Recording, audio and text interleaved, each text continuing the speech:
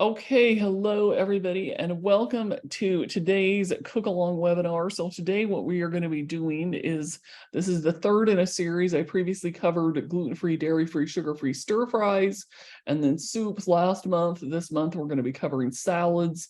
Next month I'm probably going to try to do desserts, but I am still trying to figure out exactly what I'm going to cover the next couple months. But anyhow, so for tonight we're covering salads. So the way that I'm going to do this is, first of all, I'm going to talk with you about some of the basics of what I feel like should be in a lot of good healthy salads, some of my favorite recipes, some of the things to avoid when it comes to looking at gluten-free, dairy-free, and sugar-free, and just some of the things that just goes into making a really good salad. So of course, the first thing you got to start with, which hopefully you guys can see that, is your lettuce. And I like to use just like the big box of like the spring mix. So you can see it's got the different kinds of lettuce in there.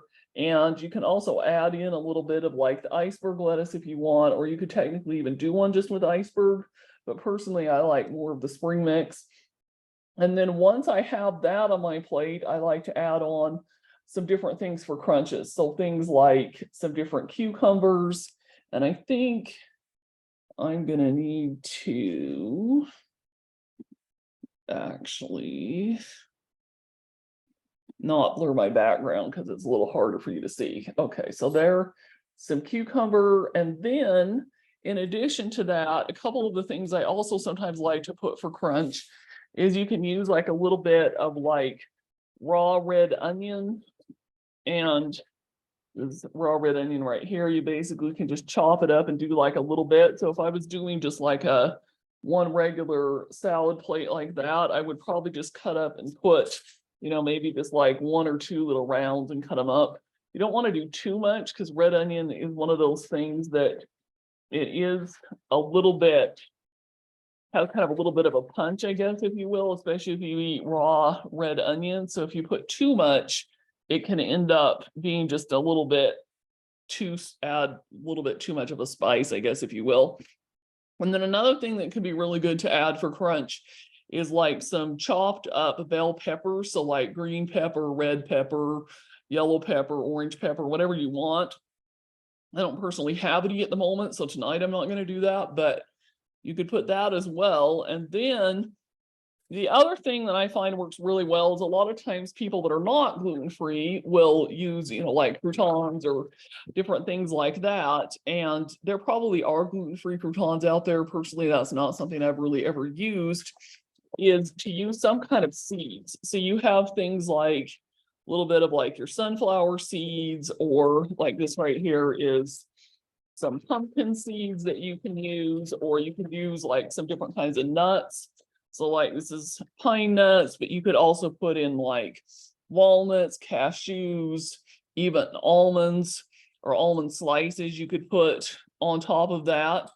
And then once you've done that, then I like to add anywhere from 1 to 3 additional kinds of vegetables or things. So you could put like some olives on, you could put on like some sliced beets. Personally, this is a canned beet, and with the canned beets, the trick you are going to have is that they are all generally have a little bit of sugar in them. So they're not totally sugar-free because they are fermented.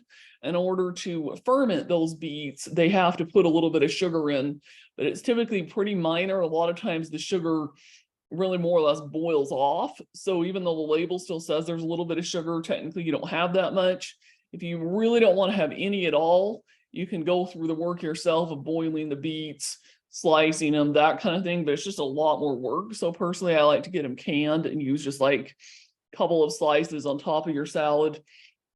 And then the other thing you can also use is you can use like some of these garbanzo beans.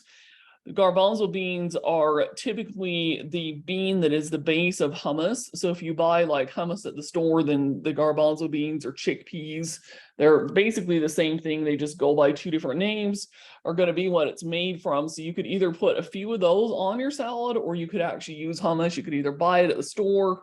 I've personally never seen hummus that had gluten, dairy, or sugar in it. So, it's a pretty safe thing to be able to put on there if you use a store-bought, or you can make your own by basically just taking like a can of these, and then you get a high-speed blender and you mix these with a little bit of tahini or sesame paste, a little bit of lemon juice, and then typically a little bit of olive oil, and you just blend it up.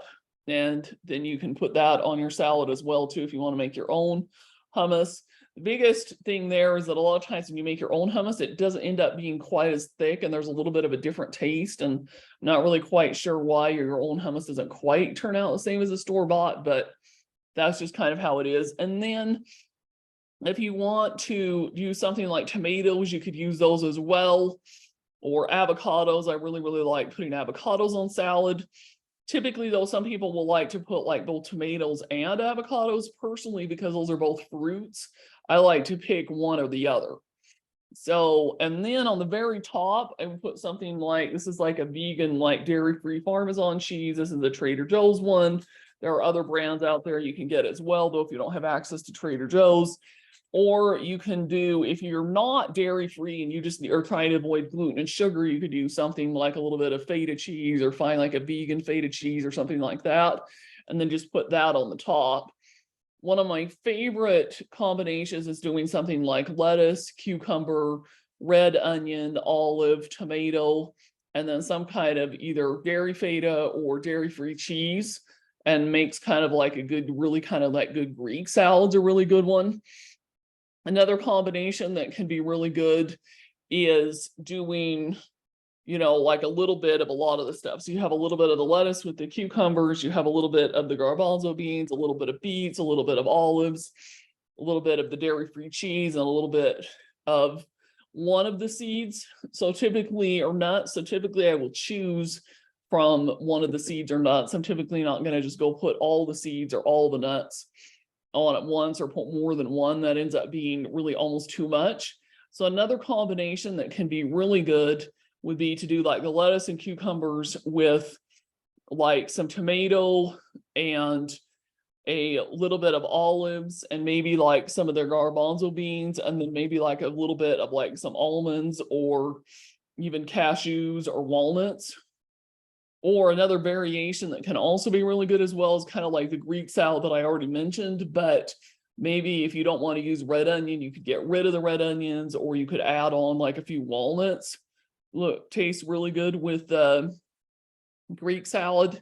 You can try some of the other nuts and seeds, but personally, if you're going to do kind of that combination with the tomatoes and the cheese and the olives and things, I feel like if you're going to put nuts or seeds, that walnuts or almonds typically taste the best. So you can try that.